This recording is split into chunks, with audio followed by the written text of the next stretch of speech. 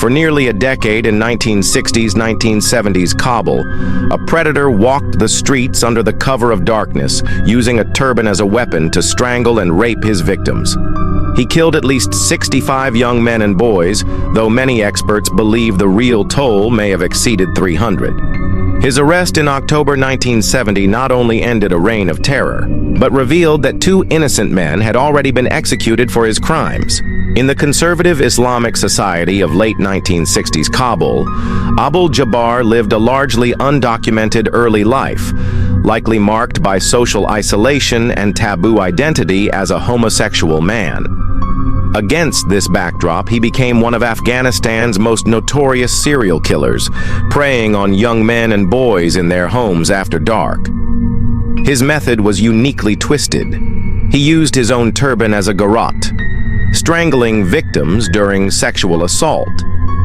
While Jabbar's identity and early motivations remain largely unknown, his crimes reflected social taboos and institutional blindness toward vulnerable targets. Jabbar's crimes were brutal in their simplicity. He typically entered homes at night, targeted male victims, and after rape, tightly wrapped their turban around their neck, strangling them. This weapon was at once symbolic and pragmatic. His choice, an everyday invisible tool of cultural identity, made his acts stealthy and chilling. Investigators confirmed 65 victims, but local rumors and evidence suggest his true victim count may have exceeded 300. The lack of forensic tools and poor investigative methods at the time allowed him to continue for years without detection. As multiple young men disappeared or were found dead, panic spread through Kabul. Families were terrified to send their sons out at night. Yet authorities struggled to connect the cases.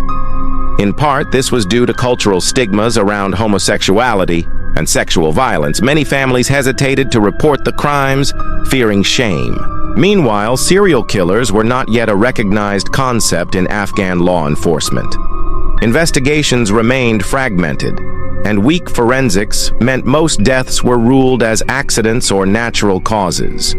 The predator lived undetected among the chaos, while suspicion and rumor filled the silence. Over several years, Jabbar escalated in frequency until in October 1970, police discovered him in the act, attacking another boy. This arrest finally broke the case wide open. The timing suggested that while earlier murders had occurred with little law enforcement oversight, this confrontation gave them a suspect in the moment. His capture was a rare act of police vigilance in Kabul at the time. Interrogators quickly linked his confession to multiple unsolved deaths, and investigators traced crime scenes with the unique modus operandi, the turban strangulation. Jabbar was swiftly arrested, interrogated, and tried in Kabul. With his confession and physical evidence, he was found guilty of at least 65 murders. On 21 October 1970, he was executed by hanging. In a tragic twist, investigators discovered 2 innocent men had already been executed for similar murders, earlier wrongly convicted due to flawed investigation and lack of forensic rigor. Jabbar's case thus underscored a grave failure of the justice system. Though individual victim identities remain mostly unrecorded, the emotional toll on families was immense.